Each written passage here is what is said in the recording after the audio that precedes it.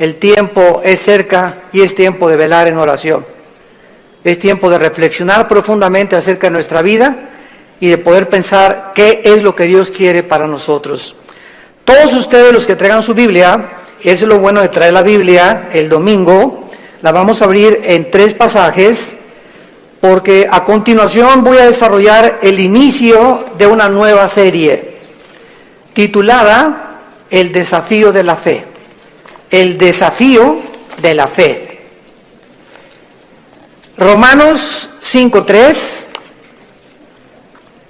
Santiago 1 y Primera de Pedro capítulo 1. Son 3 versículos muy importantes que vamos a desarrollar para poder tener un fundamento teológico acerca de esta conferencia y las que a continuación vamos a llevar a cabo, y que puedan ustedes entender las razones de por qué sufrimos, por qué existe la maldad, por qué hay tanta desgracia en el mundo, por qué si Dios es todopoderoso no termina de una vez por todas con el mal, con el terrorismo, con los abortos, con los cánceres, etcétera, etcétera.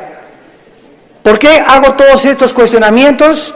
Porque hace menos de una semana murió un grande astrofísico inglés llamado Stephen Hawking. Fue educado en la Universidad de Cambridge, casado 2 veces con más de 3 hijos. La primera esposa fue cristiana, abandonó a la primera esposa para casarse con la segunda, que era su enfermera.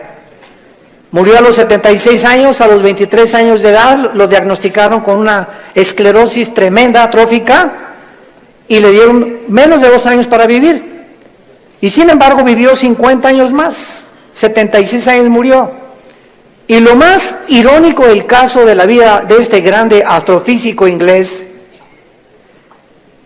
fue que su esposa, cuando lo metieron y lo entubaron 2 veces a los 20 y tantos años y después a los 40 y tantos, y le dijeron en el hospital que ya tenían que desconectarlo porque ya no podía vivir, ella se puso de rodillas e intervino ante el trono de la gracia, y llegaron los doctores y le dijeron: es que esto es un milagro.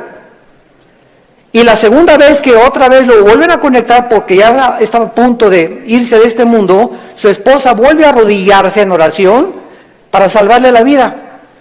Él supo que su esposa estaba de rodillas orando por él, y cuando él tuvo esta oportunidad de poder decirle a Dios: gracias porque me concedes la vida, se siguió burlando de ella. Y las palabras de él a su esposa fueron las siguientes: yo no hago caso a la religión porque es la ciencia la que nos da la verdad. Me dio mucha tristeza que antes de morir haya muerto negando a Dios y declarando que Dios no es el creador del universo. En ese momento, cuando escuché este programa de televisión, porque fue a través de las noticias que escuché esto, inmediatamente vino a mi mente la vida de más grandes astrofísicos que él, que fueron cristianos. Él argumentó que era porque la verdad estaba en la ciencia, y sin embargo Blaise Pascal, astrofísico francés, escribió cantidad de tratados acerca, y no era un religioso, era un cristiano. Blaise Pascal confesó, y en sus libros lo dijo: Jesucristo es mi Señor y mi Salvador. Nadie se puede comparar en la astrofísica con Blaise Pascal. Y después tenemos a Isaac Newton. ¡Qué tremendo! Isaac Newton, que comienza a postular las leyes de la famosa gravitación, cristiano de los pies a la cabeza, y muere alabando a Dios y dándole gracias a Dios por la muerte de Cristo. Louis Pasteur, siglo XX, un famoso doctor, experto en medicina, y el legado que él dejó a la ciencia fue impresionante, cristiano. Y finalmente Alberto Einstein, que fue famoso cuando dijo: Dios no juega con el universo como si jugara los dados. Todos estos hombres fueron cristianos y creían en Dios.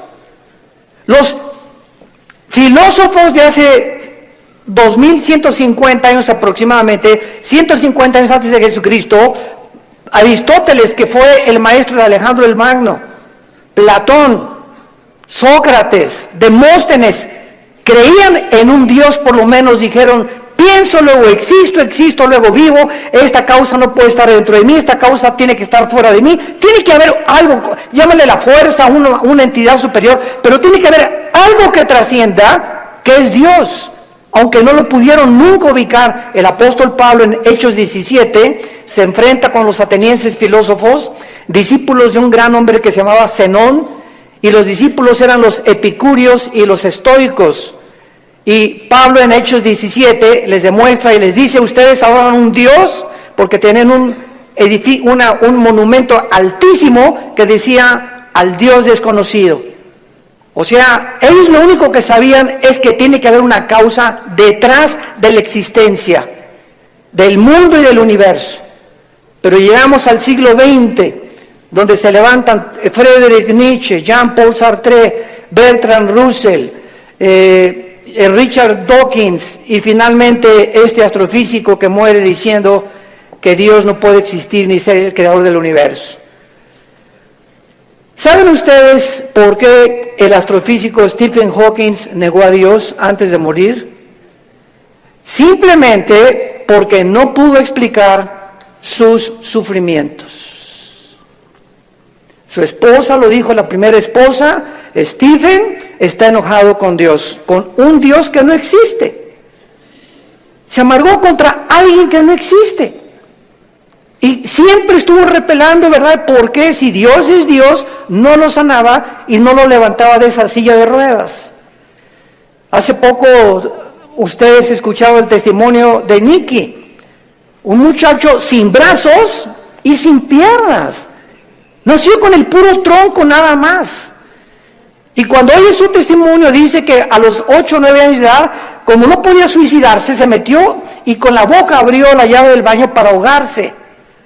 Y en ese momento él reaccionó y dijo, ¿pero qué es esto? Y comenzó a gritarle, Dios, si existes, dime la razón por la cual me trajiste hacia el mundo, sin brazos y sin piernas. Y entonces él entrega a los 11, 12 años de edad su vida a Jesucristo, y no se imaginan ustedes los millones de almas que este muchacho, Nicky se apellida, ¿verdad? Nicky ha ganado en el mundo. Aquí lo tuvimos en México y mi esposa y yo, su esposa es mexicana, y se han discipulado con nosotros desde hace muchos años, la esposa de él y la familia de ella también. Ahora ya van a ser papás otra vez, así como lo ven, pero juguetón. Gracias a Dios por su vida. Entonces, podríamos nosotros realmente, porque esta es la espada y este es lo que esgrimen los ateos. Los escépticos, los agnósticos, es que, ¿por qué si hay un Dios, hay un sufrimiento? ¿Por qué es?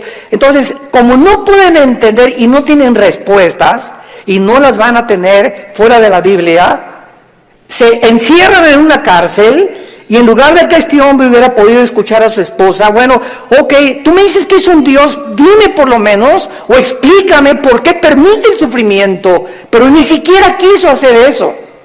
Negó completamente todo contacto con la Biblia. Y esta es la razón de esta serie que me he propuesto comunicarles a todos ustedes y a todos los que nos escuchan a través de las redes sociales, porque es el tiempo que seamos luz.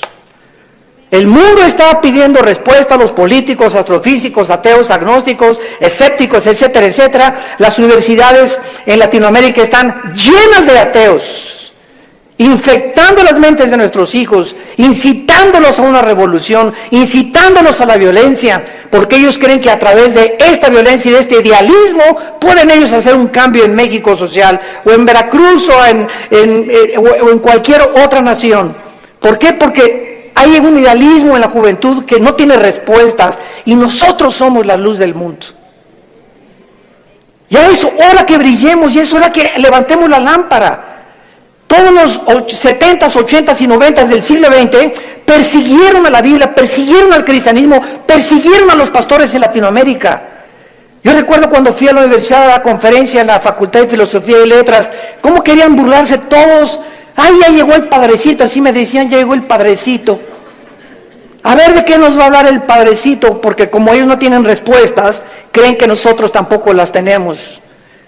Y cuando nos enfrentamos a auditorios y les demostramos que hay más evidencias científicas en la creación bíblica que en la famosa teoría de la evolución. Cuando alguien te diga y tú le preguntes, bueno, ¿cuál es tu punto de vista, tu perspectiva de cómo te imaginas que creó el universo? ¿Qué te van a contestar? Pues por ahí anda una enseñanza, una ideología que se llama el Big Bang, o la grande explosión traducida. ¿Y qué significa esto? Que pues los físicos y se imaginan, porque no se puede probar científicamente, que pues comenzó con una explosión en el universo. Y entonces de esa explosión se formó todo lo que nosotros vemos. Cuando las propias leyes de la física, la primera y la segunda ley de la termodinámica, contradicen el Big Bang. Virgen del Socorro. Me atrevo a decir esto. La misma física que dice la primera ley de la termodinámica, nada se crea ni se destruye, la segunda ley, todo tiende al desorden, a la oxidación, a la destrucción, a la corrupción. Nunca del desorden se ha formado el orden, por el amor de Dios. Entonces, ¿cómo podemos estar defendiendo una teoría que la aceptamos ciegamente? Porque mi maestro me la enseñó. Porque tu maestro no tiene ninguna otra explicación. Y como dijo Don Teofilito, como decimos aquí en México, ni la tendrán si no vienen a la Biblia. Porque por medio de la ciencia y por medio de la intelectualidad, que es limitada, el ser humano no puede traspasar y trascender la dimensión espiritual, la dimensión del mundo invisible. Entonces, el intelecto choca contra las cosas que no entiende y al llegar ahí se vuelven locos. Entonces no puede el ser humano comprender la inmensidad del universo que nos rodea, ni los caminos ni los pensamientos de Dios, porque son más altos que los nuestros. Dios tuvo que bajar hace 2000 años en la persona de Jesús para Él comunicarnos y revelarnos los secretos que se encuentran detrás de su universo, de su soberanía, de la tierra, de dónde venimos, los animales, la genética y la ciencia, que continúan como demostrando y comprobando simplemente que la Biblia tenía la razón. Y es hora de hablar, y es hora de tener una confrontación directa, porque el mundo se está hundiendo en la confusión teológica, en la confusión ideológica. Los gobiernos los invitamos al próximo desayuno en junio, ya les dieron su volante, titulado El fracaso de los gobiernos humanos. Otra vez, ¿verdad? Vamos a examinar todos los gobiernos, nazismo, fascismo, monarquías, democracias, etcétera, etcétera. ¿Por qué ninguno ha funcionado? ¿Por qué siguen peleándose? ¿Por qué ahorita ya los partidos políticos en todas partes del mundo, ya sus convicciones, los estatutos de los que formaron sus partidos están deshaciéndose y contagiándose con el otro? Es como si nosotros dijéramos, soy cristiano, pero me voy a juntar con los mormones y con los musulmanes. Cuando los principios de los musulmanes, los principios de los mormones y el cristianismo se contradicen unos a otros. Entonces, ¿creo realmente que mis convicciones son reales y es la verdad? ¿O necesito otras ideologías porque no estoy seguro de lo que yo creo? Es una tristeza, se están derrumbando ante nuestros ojos todas las ideologías y todas las filosofías del mundo. Los sistemas de pensamiento están confundidísimos como jamás lo habían estado. Gubernamentalmente, teológicamente, filosóficamente, económicamente, es una confusión en el mundo tremenda. Es el estrés por el cual vive la gente. Es una incertidumbre de dónde está la verdad, dónde está la luz, quién tiene la verdad. Tú dices que en aquella religión, tú dices que en aquella religión. Discúlpame, en ninguna religión, en la persona de Jesucristo. Porque tú puedes tener X religión sin tener la verdad, ni tener al Hijo de Dios en tu vida. Él fue el que vino y nos dijo, no los católicos, no los evangélicos, no los nazarenos, no los mormones. Jesús dijo, yo soy la verdad. Y cuando Él entra a tu vida, se te caen las vendas. Y de alguna forma el entendimiento se nos comienza a expandir. Y solo Dios, el Espíritu Santo, puede hacer que nuestra mente se abra para que cuando vengamos a la Biblia podamos entender, porque la Biblia, el autor es el Espíritu Santo, necesito al Espíritu Santo morando en mí para comprender los pensamientos de Dios. Ven a la Biblia sin el Espíritu Santo y vas a chocar contra los pensamientos de Dios, porque el hombre natural no entiende las cosas del Espíritu, porque para él son locura, porque estas cosas no se intelectualizan, estas cosas se disciernen espiritualmente.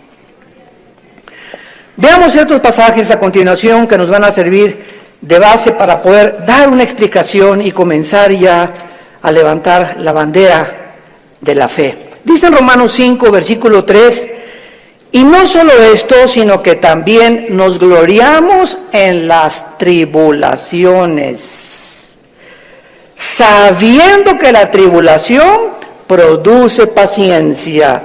Alguien viene sin el Espíritu Santo y lee este versículo, la conclusión a la que llega dice, esto lo escribió un loco. ¿Cómo puede alguien que está atravesando tribulaciones o problemas gloriarse? Inmediatamente se enfrenta a esta persona con una pared, pero es que esta persona no entiende que las próximas palabras es que estas tribulaciones y estos sufrimientos Dios los está usando para formar nuestro carácter, que si no sufrieras de otra manera no podrías aprender muchas cosas en la vida que solamente a través del sufrimiento se aprenden. Dice Salomón en Proverbios, el sufrimiento purifica el corazón. Esta es la razón por la cual comenzamos ya a entender, y cuando comenzamos a entender los pensamientos de Dios, y aunque no vamos a ser libres del sufrimiento, por lo menos Dios va a entrar a nuestra vida y nos va a dar una esperanza para que en ese valle de sombra y de muerte tengamos paz. Para que en medio de las tribulaciones que tú estás atravesando, y en medio del divorcio que estás ahorita enfrentando, y el abandono de tu esposo, y el abandono de tu esposa, y el abandono de tus padres, por lo menos en medio de ese horno de fuego que tú estás atravesando, Jesús está contigo. Y aunque no se va a acabar hasta que Él venga todas estas cosas, Él nos da la fuerza para resistir hasta el final con gozo. Y la paciencia solamente es el fruto de las pruebas y las tribulaciones. ¿Se imagina lo que la Biblia dice? ¿Y para qué quiere la paciencia, Señor? Si no tienes paciencia, te vas a casar con el chavo equivocado. Si no tienes paciencia, te vas a casar con la muchacha equivocada. Si no tienes paciencia y eres una persona impulsiva que compras y vendes, etcétera, etcétera, sin meditar ni reflexionar nada, vas a comprar la casa equivocada, el carro equivocado, el viaje que Dios no quería que hicieras lo vas a hacer por tu impaciencia, porque por naturaleza somos impacientes. Entonces la Biblia nos comienza a abrir los ojos y nos dice, espérame tantito, la paciencia es una virtud elemental para que puedas tomar decisiones y no te arrepientas el día de mañana. Pues yo quiero la paciencia, Señor. Viene entonces el fuego de la prueba. No tengas miedo de las tribulaciones. Mi esposo, hermano, parece un martillo conmigo y duro y duro y duro y duro. Hermana, pues mientras más, te está haciendo tu esposito, sin que te des cuenta, estás desarrollando una capacidad para aguantar. Que si no quieres hacer eso, pues sácate un cuchillo y vete sobre él entonces. Y acaba con tus problemas. Hace muchos años, quiero irme con mucha calma con estas conferencias porque son muy importantes y tratar no se imaginan, oren por nosotros, por mi esposa y por nosotros, nuestros hijos. Necesitamos mucho de las oraciones de todos ustedes y le pido a Dios mucha oración, que siempre que yo estoy enfrente de un público pueda yo tener la capacidad de explicar su bendita y profunda palabra. Hace muchos años había un dramaturgo inglés llamado Oscar Wilde. Y él hizo muchísimas obras de teatro. Yo me acuerdo, tenía como 18, 19 años de edad, formé parte de un elenco teatral llamado Hamlet. Y en una de las cosas que yo tenía que declarar durante el escenario, en el teatro, representando a Hamlet, ¿verdad? Dice así la obra de William Shakespeare: morir, dormir, no más. ¿Qué es más levantado para el espíritu? ¿Levantar las armas contra un piélago de calamidades y haciéndole frente a acabar con ellas? ¿O esperar el sufrimiento y dormir y morir, no más? En otras palabras, este dramaturgo, que no era cristiano, pero creía en Dios, Oscar Wilde, y tenía problemas morales, ¿verdad? No nos vamos a meter con eso ahorita. Oscar Wilde pudo entender que en la vida es o mueres o vives. Ahora, escojo vivir, aguántate. Le decía a mi papá, no chille, agarre piedras. Estamos vivos, no es Disneylandia, por el amor de Dios, ya madura. No es Reino Aventura. No estamos en el milenio todavía, estamos en un mundo de una raza humana caída, donde hay pecado, muerte, oscuridad, sombras, tristeza, enfermedades, violencia, etcétera, etcétera. Y vamos a través de esta serie a explicar por qué permitió Dios esto, y nos vamos a dar cuenta, cuando veamos la explicación de Dios, vamos a levantar las manos, te voy a decir: Señor, profunda es tu sabiduría y tu gracia y tu misericordia. Cuán profundos son tus pensamientos. Y yo era como era porque no entendía. Ahora entiendo, Señor, y te alabo y te bendigo. Y va a venir una paz sobre tu vida que sobrepase el entendimiento, que te va a dar la fortaleza de seguir viviendo para Jesús. Y este es el propósito de esta serie que he tratado de preparar para todos ustedes y los que nos escuchan. Las tribulaciones nos producen paciencia. Necesitamos la paciencia. La segunda es Santiago capítulo 1, versículos 2 y 3. Santiago capítulo 1, 2 y 3. Hermanos míos, otra vez parecía que estuviera loco Santiago, de cual fumó. Tengan por sumo gozo cuando se hallen en diversas pruebas. ¿Quién puede llegar a esa conclusión, verdad? Gózate cuando te corran de tu trabajo. Gózate cuando pierdas tu casa. Gózate cuando tienes algún problema, ¿verdad? ¿Por qué me voy a gozar? Porque esa prueba que estás atravesando está produciendo paciencia. Otra vez, Santiago está de acuerdo con Pablo para poder, con diferentes palabras, decirnos que las pruebas producen paciencia. Entonces tú llegas a tu casa con tu esposa: ¿qué crees, mi chenchita? ¿Qué, mi amor? Estás tan contento, te veo, te ascendieron de puesto. No, mi amor, al contrario, me corrieron. ¿Quién podría reaccionar así? Nadie, ¿verdad? Ni marihuano. Nadie podría reaccionar de esa manera, más que un cristiano que vive en el Espíritu. Y la esposa: oye, pero ¿sabes una cosa? Esto no es para que te pongas contento. Sí, mi amor, ¿sabes una cosa? Porque acuérdate de Romanos 8:28. Todas las cosas contribuyen para nuestro bien. Y no me corrieron porque haya sido ladrón, borracho, parrandero, jugador, defraudador. Me corrieron, ¿verdad?, por política, lo que tú quieras. Pero ¿sabes por qué me gozo, mi amor? Porque creo en lo que dice la Biblia. Ahorita mi única reacción se había llegado: vieja, sácamela de don Julio reposado. Y vamos a ponernos los dos hasta atrás. Esta vida no vale gorro. Vamos a divertir. Que nada, y que Dios, ni qué cristianismo. Esa es la otra reacción. Y comenzar con la autolástima y comenzar a amargarte contra Dios. ¿Te das cuenta? Entonces, en lugar de que tomemos esa actitud, la Biblia nos muestra que nos enfrentemos a los problemas con otra actitud, porque cuando Dios ve que tú enfrentas esa actitud y que tú llegas a tu casa y: Señor, gracias, te alabo, yo no entiendo por qué me corrieron, lo único que sé es que tu palabra dice: no desmayes, no tengas miedo, yo soy tu Dios, nunca te dejaré, nunca te abandonaré. Y estoy seguro que viene un trabajo mucho mejor que el que yo tenía. En el momento en el que Dios ve desde el cielo que nuestra reacción aquí en la tierra es diferente a la de los demás seres humanos, Dios nos bendice.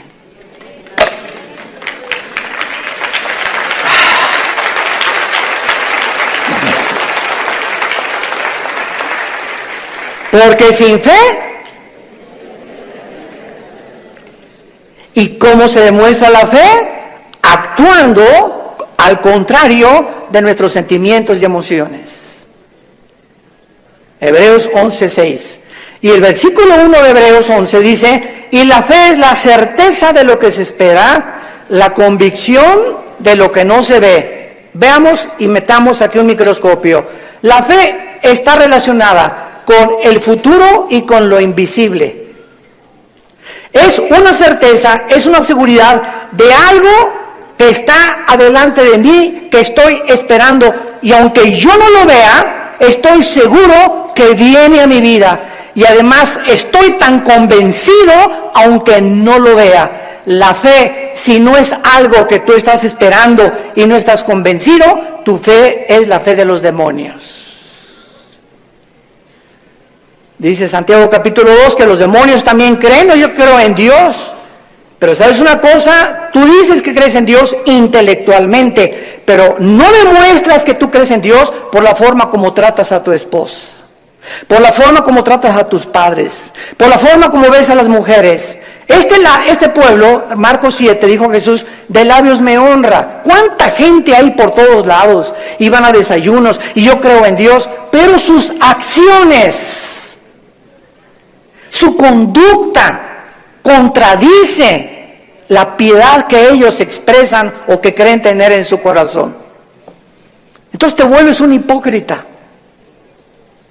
Te vuelves un falso cristiano, porque la fe tiene que, dice Santiago, sin obras no es fe.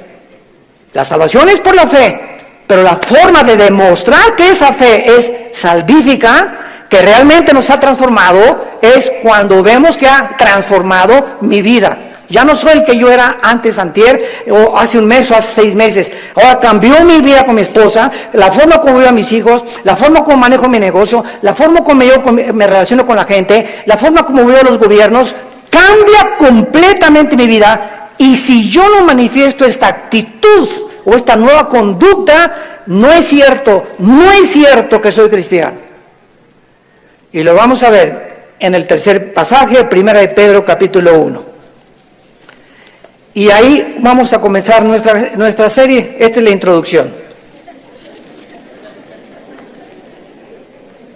En 1 de Pedro capítulo 1, versículo del 6 al 9, escribe el apóstol Pedro, y los recipientes de esta carta eran judíos perseguidos por Roma. Esta carta fue dirigida a cristianos que están siendo perseguidos o sufriendo por su fe, en lo cual vosotros os alegráis, aunque ahora por un poco de tiempo, si es necesario, tengáis que ser afligidos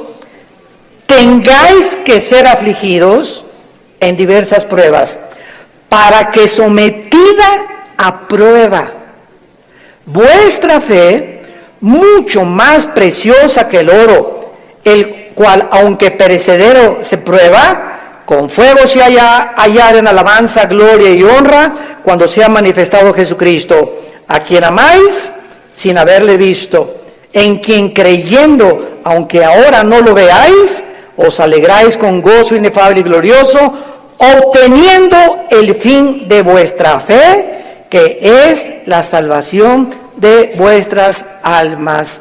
En otras palabras, y este es el tercer principio espiritual de nuestra serie, la fe de todos aquellos que han dicho: Jesús, entra a mi vida. Ayer en el desayuno tuvimos más de 35 decisiones, gracias a Dios, y la gente que hace una decisión por Jesucristo, quiero que lo sepas, tu fe va a ser probada. Tu fe va a ser probada. ¿Y saben ustedes dónde comienza a ser probada? En la familia, con tus hermanos y con tus papás o con tus primos. ¿Por qué? Porque la primera prueba de la fe es la persecución. Ayer nos contaba mi hermano Alejandro, él es el director del Instituto Teológico Internacional del ITI, y nos contó una anécdota mientras veníamos de Toluca al desayuno en el camino, que yo no la conocía de mi hermano. Y me dice, Armando, tú sabes que cuando yo me convertí, porque él fue el primero en la casa que se convirtió.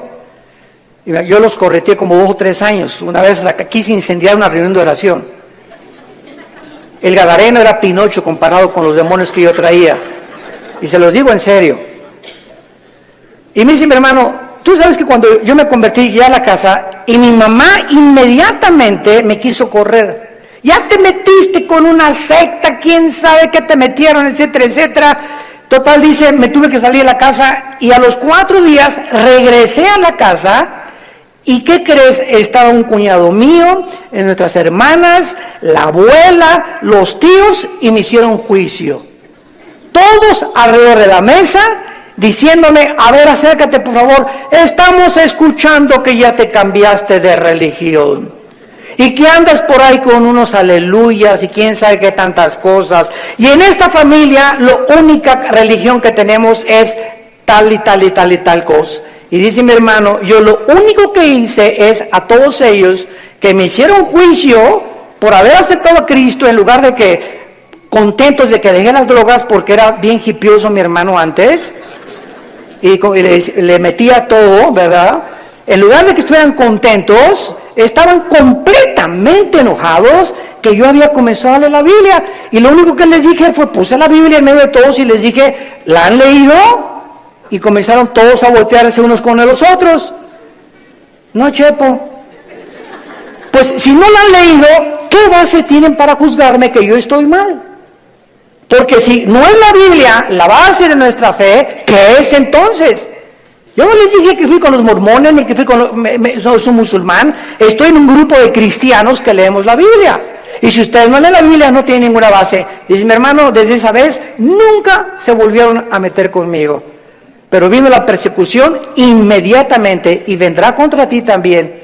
Y comienza en la propia familia. ¿Por qué? Porque Dios nos sacó de las tinieblas de nuestra familia para regresar a nuestra familia e iluminarlos y sacarlos también al reino admirable de la vida de Jesucristo. Y si tú en tu familia no eres una luz y en tu medio donde trabajas no eres una luz y no estás dando testimonio de Jesucristo, tu cristianismo es religioso nada más. Y recibirán poder.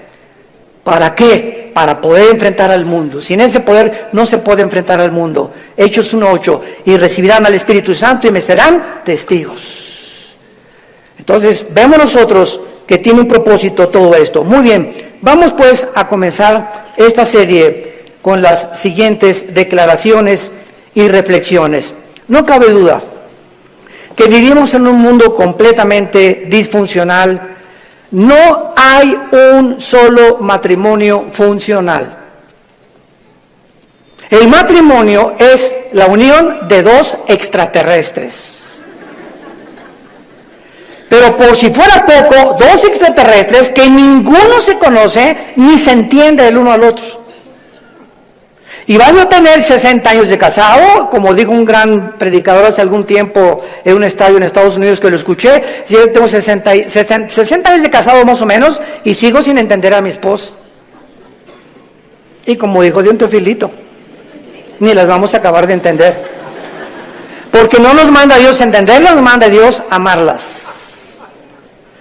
Entonces, cuando nosotros comprendemos esto, que no hay un matrimonio, o sea, no hay un matrimonio perfecto, es lo que quiero decir. No hay un matrimonio donde todo, en la luna de miel, John Travolta, y se casó con esa muchacha que se parece a la Madonna, y vamos a ser felices, y qué guapo, ¿verdad? Y tiene coche, todo eso desaparece después de la luna de miel. Comienzas a enfrentarte con una persona imperfecta, de los pies a la cabeza. Peor todavía si no son cristianos. Si con cristianos se lucha y se sufre, imagínate no siendo cristianos, ¿no? Por eso hay tantos divorcios. Entonces te enfrentas con una persona, con una mujer, que no sabes cómo tratarla, no sabes, de todo chilla, no sabes por qué chillan las mujeres de todo. Habla, parece perico de África como habla mi esposa. Es que a las mujeres Dios les dio esa capacidad de hablar hasta por los, quién sabe por dónde más. Hasta por los pies hablan las mujeres. Y nosotros, ¿verdad? O sea, tú sabes una cosa, cuando tú hablas con una persona, En el momento en que te paras a escuchar a una persona, no sé si ustedes lo sepan, la Biblia nos los muestra, el hecho que te estés concentrando en escuchar lo que está diciendo, estás emanando energía, te estás desgastando. Cuando Jesús le tocó a la mujer, ¿se acuerdan ustedes la mujer con el flujo? Alguien me tocó. ¿Por qué? Porque dice, energía salió de mí. Todo el sufrimiento que ella tenía se lo transmitió y Jesús en su hipersensibilidad sintió inmediatamente. Hoy eligieron los apóstoles, pero todo el mundo te toca. No, hay alguien que me tocó con el propósito de recibir algo de mí y lo sentí en mi espíritu. Es una hipersensibilidad espiritual tremenda. Pero cuando tú te sientas con alguien, entonces esta es la razón por la cual mujeres, los hombres nos sentamos y viene tu esposa y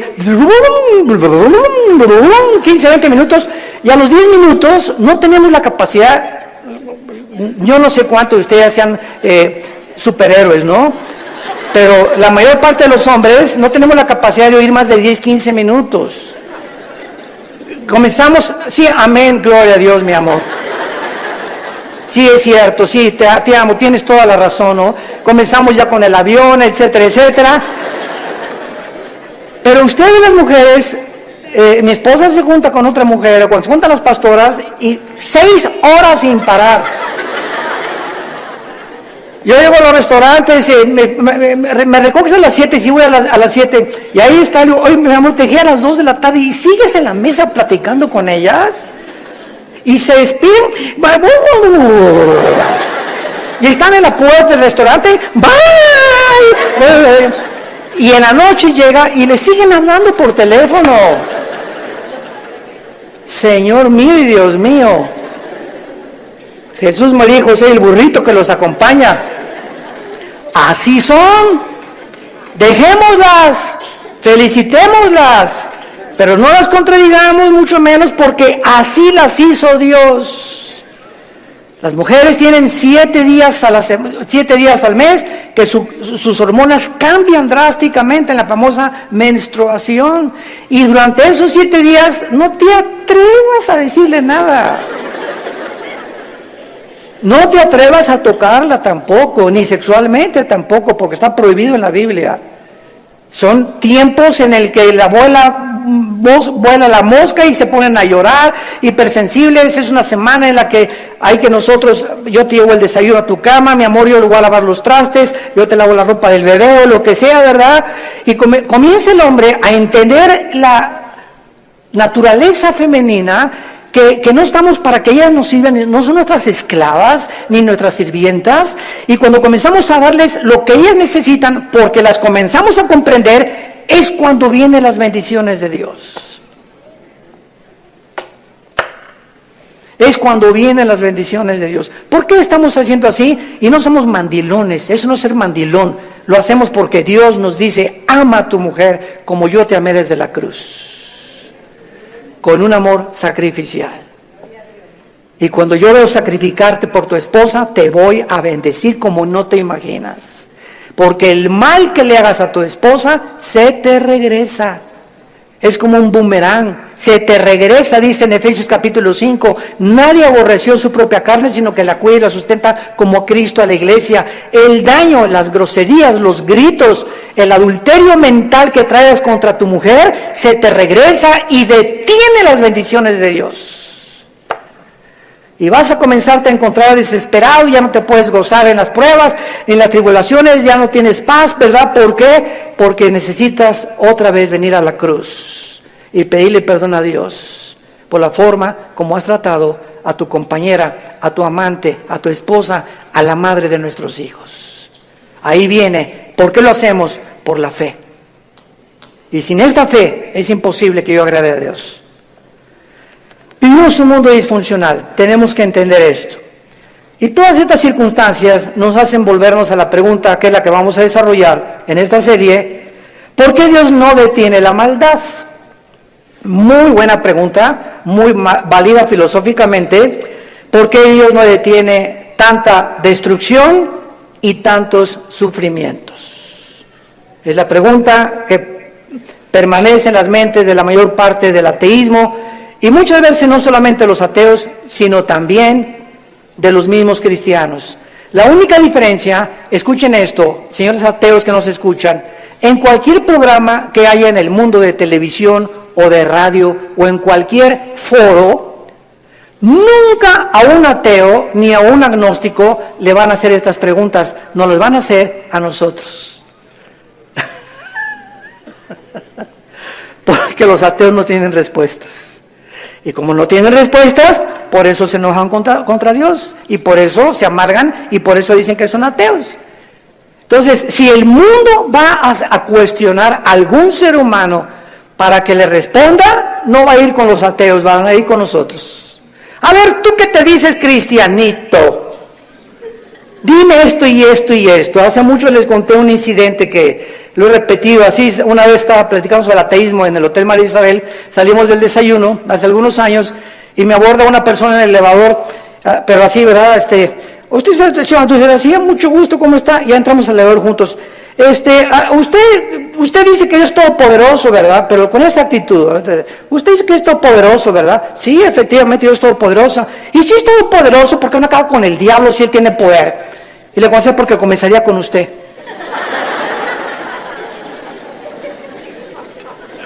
Dele gracias a Dios. Le cambió completamente su perspectiva, ¿no? O por lo menos ya le di tarea para ir reflexionando ella a su casa, de que hay respuestas y que si realmente Jesús hubiera venido o ahorita acabara con la maldad, acabaría con todos, porque perverso y engañoso es el corazón de todos los seres humanos. Entonces démosle gracias a Dios que no lo ha hecho y que en su paciencia, dice en 2 de Pedro capítulo 3, está esperando para que todos o la mayor parte de los seres humanos se arrepientan antes de que juzgue severamente este mundo.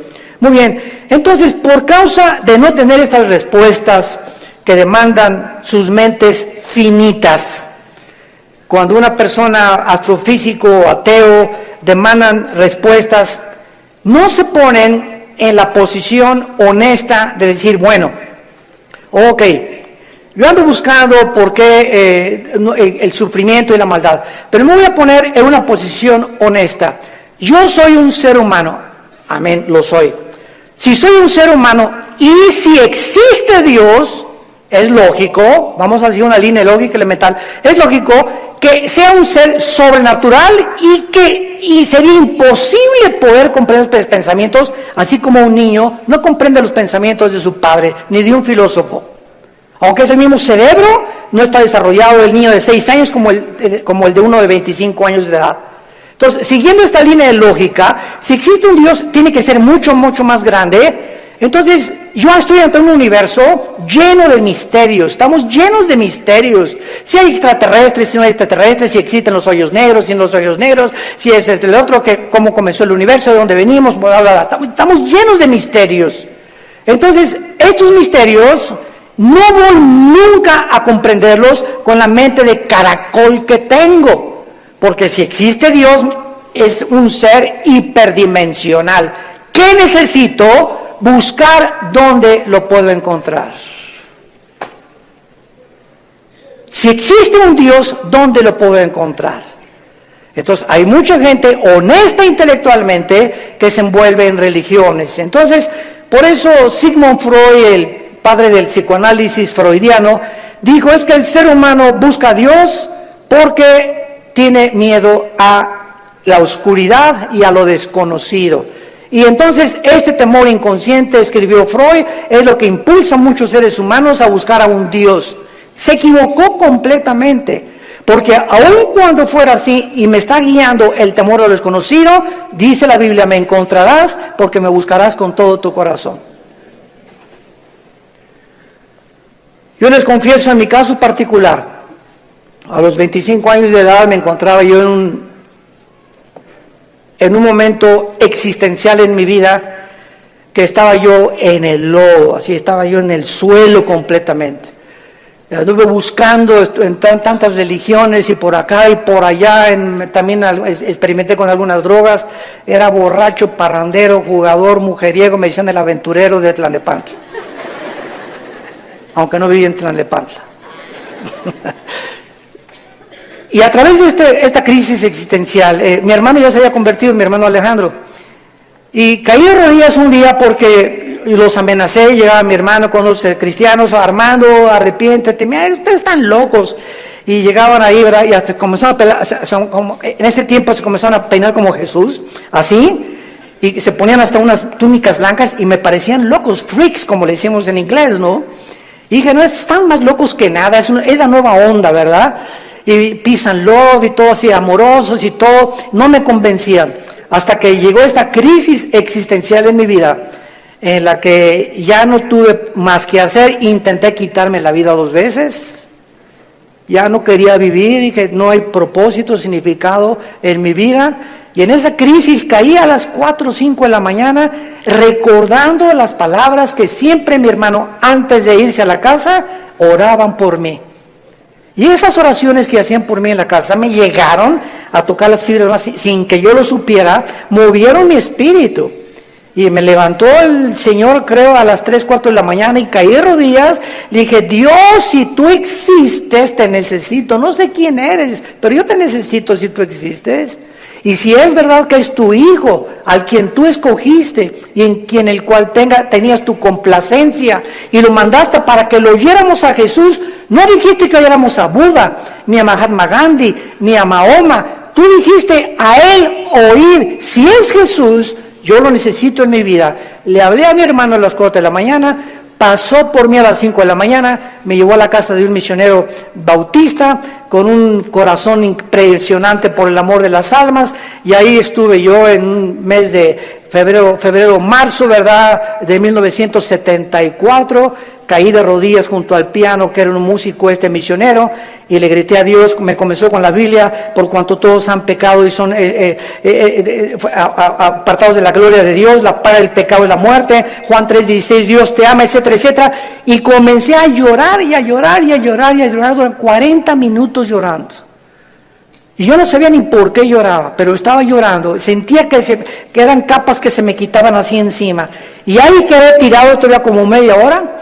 Ya me dijo, me dijo, vamos a ir a tu hermano aquí solo en mi estudio. Ya salí yo y sentí como que me habían quitado, ¿verdad?, todas las frustraciones y desilusiones y traiciones que traía y mentiras de todo lo que, programas virulentos que el mundo me puso. Y fue la forma en la que Jesús me dijo, ¿verdad?, tú eres a quien tú estás persiguiendo. Y de ahí en entonces, ¿verdad?, mi vida fue cambiada radicalmente. Y yo supe que había llegado al final de mi vida. Y que si Él era Jesús, yo tenía que dedicar mi vida a Él. No había ninguna aventura más grande en la cual un hombre pueda aventurarse a vivir más que conocer a Dios. No hay una aventura más grande. Conocerle es el más grandioso afecto de nuestros sentidos y amarle el más grande de nuestros propósitos. A los 3 años de que comencé a trabajar yo en la hotelería, era gerente del hotel, el que acabamos de ir ahorita en la reunión de los pastores en Acapulco, enfrente de la Diana.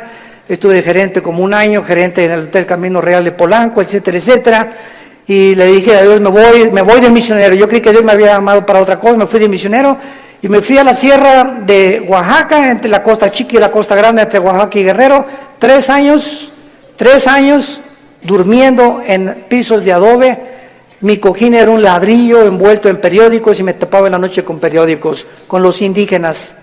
Yo creí que me había llamado Dios para ser misionero, porque los misioneros que conocí en Acapulco me mandaron para que yo fuera, y lo único que me daban era un cheque de $100 al mes. Comíamos lo que pescábamos, las almendras que arrancábamos y los mangos que quitábamos de los árboles durante 3 años de mi vida. Y ahí conocí la máxima de las pobrezas. Más pobre no puede ser. Yo dormido en camas de piedra, hermano, te gané. En covachas, estas eran chozas de adobe. Y además había un pueblo ahí que se llamaba El Ciruelo, cerca de Tejucunicuilapa, en la Costa Chica, que era de leprosos. Y me acuerdo que un día me dijeron, ¿por qué están tapados así? Es que son leprosos. Y yo creí a las 2 de la mañana que Dios me había llamado a morir con lepra. Y le dije a las 2 de la mañana, Dios, si ese es mi destino, Señor, aquí estoy. Yo no sabía ni qué contagios era la lepra, ni conocía mucho de la lepra, pero yo creí que Dios me había llamado para morir como un leproso. Y ya, ¿verdad?, pasaron los 3 años, regresé a Acapulco. comencé a predicar, a fundar movimientos de estudios bíblicos en las casas. En 1979 la organización del famoso evangelista, que vamos a orar por él, Luis Palau, se está muriendo de cáncer, por cierto. Tiene cáncer en los pulmones, Luis Palau. Me hablaron a formar parte del equipo de Luis Palau. Del 79, 80 y 81 estuve como evangelista por toda la República, todo Tabasco, Guerrero, Veracruz, pueblito en pueblito, predicando de choza en choza, pueblito. Nos corretearon, nos aventaron piedras, nos aventaron palos, me lastimaron 2 veces, me enfermé con malaria, me enfermé con calentura de 40 grados, etcétera, etcétera.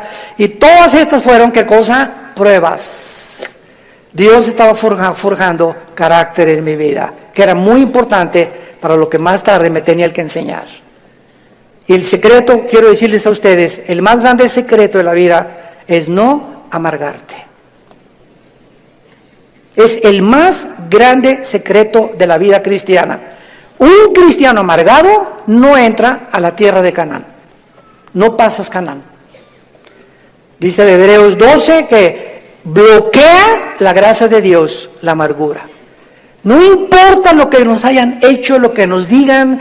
Me acuerdo en los 80s cómo nos calumniaron. Me dijeron que me había casado 4 veces, que tenía hijos hasta en Iztapalapa, 15. Bueno, es increíble. Y todavía me dicen que de vez en cuando han oído esos rumores, ¿no? Ya le gané a Salomón.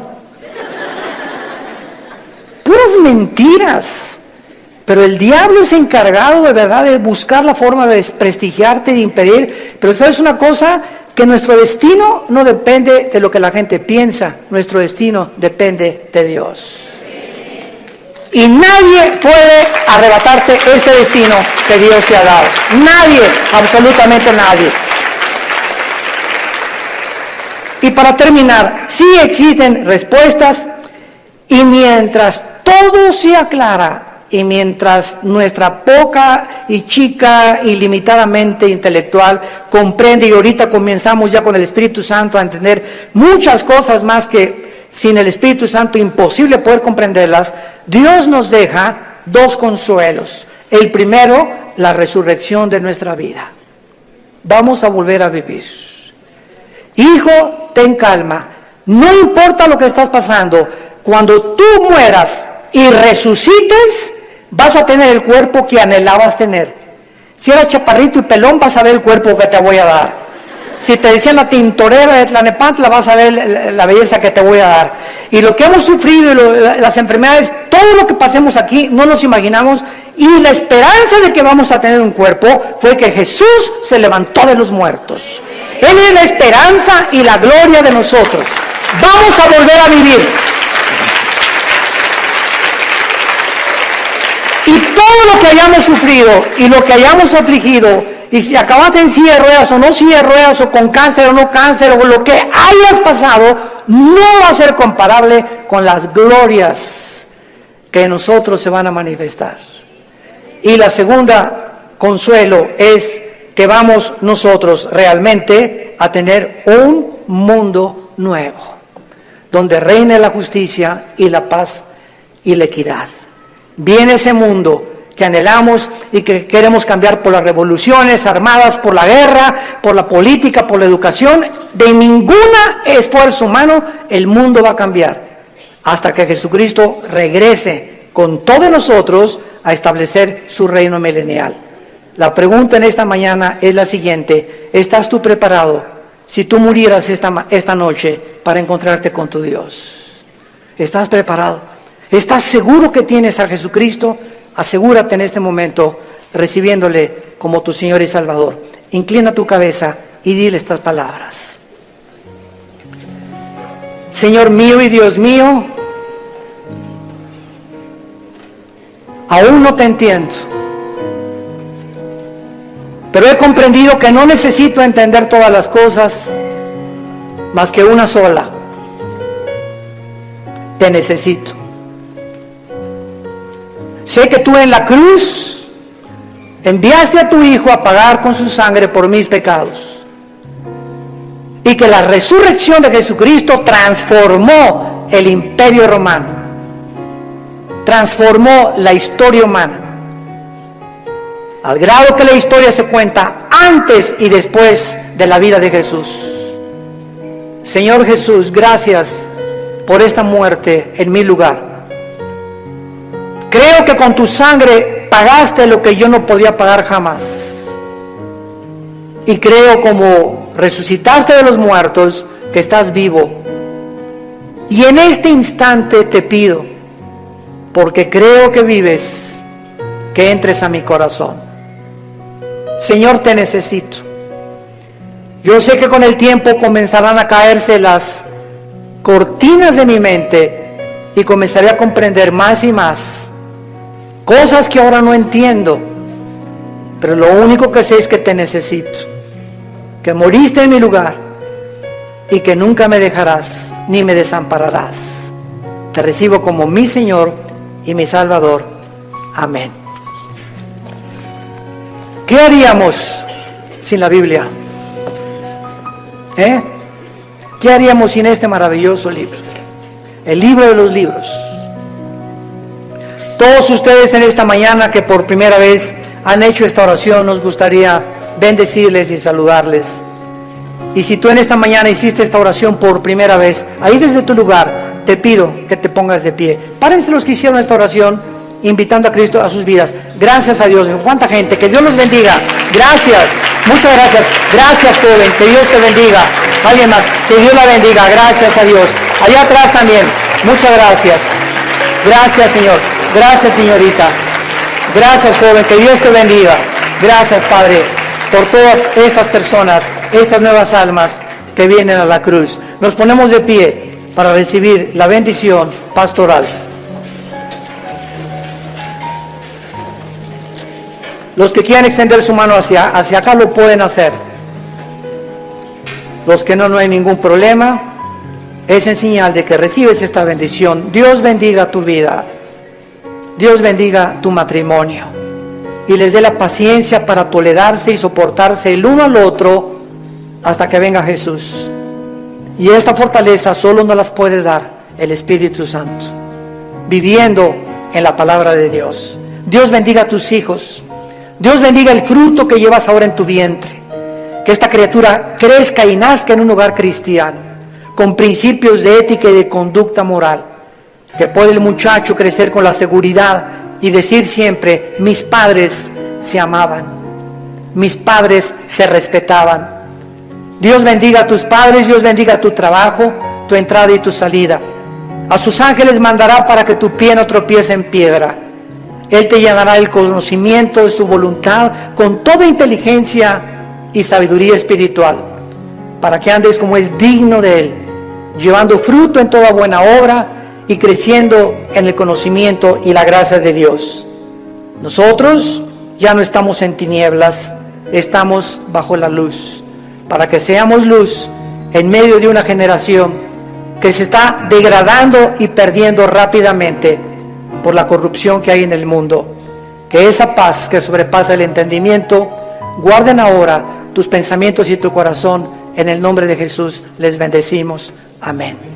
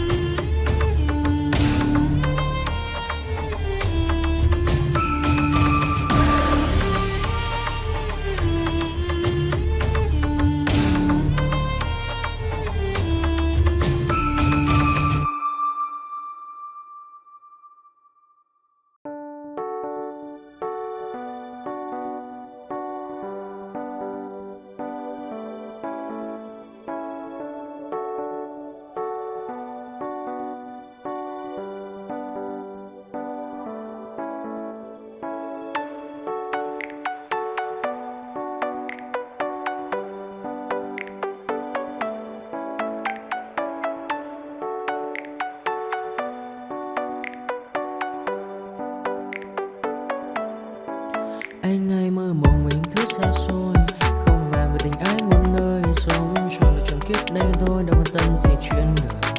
Thế mà lại ngâm tương tư ông tầm ba mũi xa tơ. Đêm nằm trộm nhớ mơ mơ về ai.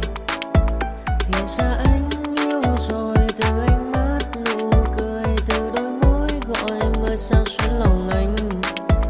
Thì ra mê em rồi, ngày hay đêm ôm lời, chỉ nghĩ đến em thôi. Đó là do anh đã yêu rồi, anh đã yêu rồi, anh đã yêu rồi. Oh, oh, anh đã yêu rồi, anh đã yêu rồi, anh đã yêu em mất rồi.